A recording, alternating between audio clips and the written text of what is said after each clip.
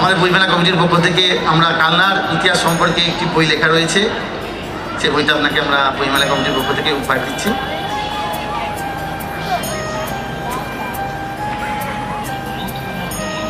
এরপরে আমরা বরণ করে নিচ্ছি আমাদের কালনা মহকুমা শাসক শ্রী শুভম আগরওয়াল মহাশয়কে, IAS, ওনাকেও বরণ করে নিচ্ছেন আমাদের বইমেলা কমিটির পক্ষ থেকে।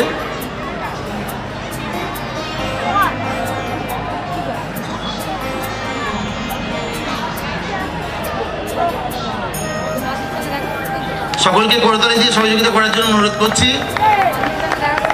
আমাদের কালনার আমাদের এই বইমেলা আমরা অত্যন্ত গর্বিত, আমাদের জেলা শাসক এবং মহকুমা শাসক আমাদের মধ্যে এসে উপস্থিত হওয়ার জন্য।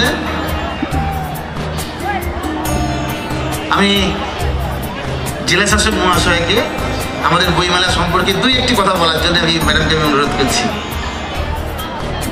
ধন্যবাদ আপনারা আমাকে এই প্রোগ্রামে আমন্ত্রণ দেওয়ার জন্য। এটা ৪র্থতম কালনা বইমেলা, এটা আমি জানতে পেরে খুব ভালো লাগলো, কারণ শুধু মিউনিসিপ্যালিটি নেই, আরও কয়েকজন মিলিয়ে একটা সংগঠিতভাবে কমিটি হয়ে আপনারা এই মেলাটা অর্গানাইজ করছেন, খুব ভালো।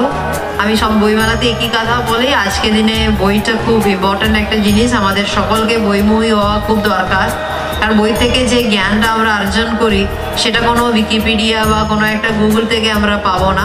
অনেক সময় আমাদের সোশ্যাল মিডিয়া তথ্যগুলো সঠিক থাকে না, সেই জন্যে সবসময় আমাদের বই দিকে আমাদের নজর রাখতে হবে, বই পড়তে হবে, বইগুলো পড়ে আমাদের বড় হতে হবে।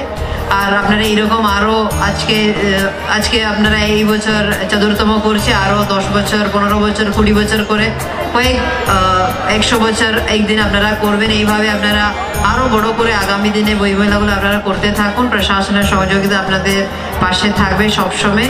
এটুকু বলে আমি আরেকবার আপনাদের সকলকে ধন্যবাদ জানিয়ে আমার বক্তব্য শেষ করছি। নমস্কার।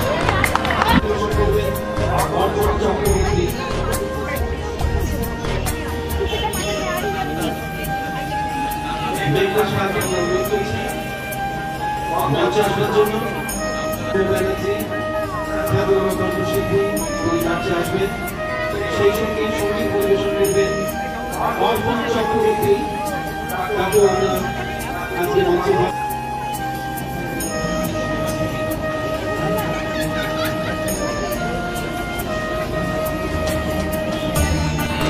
যে মানুষটা ভূত লিখত কই, হাজার বছর হয়তো হলো, মেলায় কোথায় বই? এই যে ধরুন রাত 12টার মেলা, এসে গেলাম গভীর রাতে, দেখছি ভূতের খেলা। হিমাদ্রির এক বই ঘাটছে হাতে, কে বলল তরুণবাবু হঠাৎ এমন রাতে? আমি বলি রাত না হলে ভূত, এই তো সেদিন দেখা হলো দশরথের পুত। ভূত তাড়ানোর দায়িত্ব তার ঘাড়ে, মেলার মধ্যে লুকিয়ে আছে এক পেরিয়ার পারে। হঠাৎ দেখি 30 ফুটের হাত, ভূতের বোধহয় আমার দিকে পড়ল দৃষ্টিপাত। বলল ভূতে বিশ্বাস নেই তোর, ধর দমে এই ভূত বটিকা, লাগবে প্রথম ঘোর। ভূতের গুড়ি খেয়েই হলাম বীর, হিমাদ্রিতে দেখেই দেখি হলো যে অস্থির।